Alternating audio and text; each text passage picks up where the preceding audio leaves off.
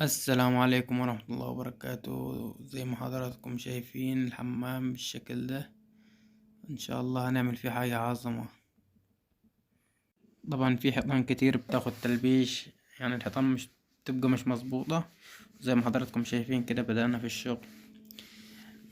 الحمام فيه كذا شكل، يعني مش شكل واحد، كذا شكل. ف-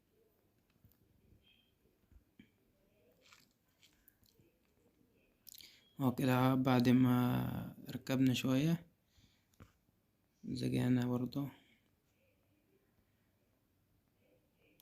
لما يكون في عمود بيعمل شكل للشغل بتاعنا وكده. طبعا كان في عمود هنا كسرناه برضو عشان ما ياخدش مكان، مبني بالطوب.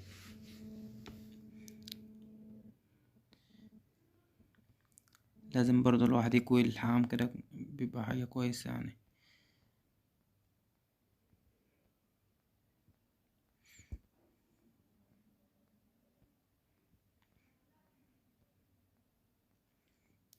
هنا برضو ركبنا شوية برضو.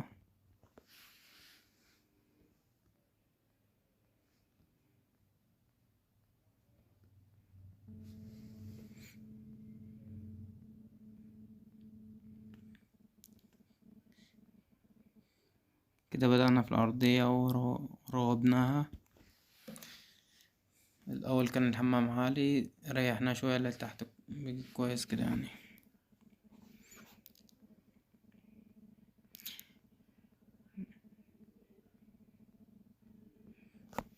طبعا اللون الأسود سيد الألوان، حاجة شيك خالص. كده بعد ما شطب الحمام بقي لوكس، على قد ما هو يعني كذا شكل فيه، بس يعني حاجة كويسة خالص، ما شاء الله عليه. ان شاء الله استنونا في الشغل اللي جاي.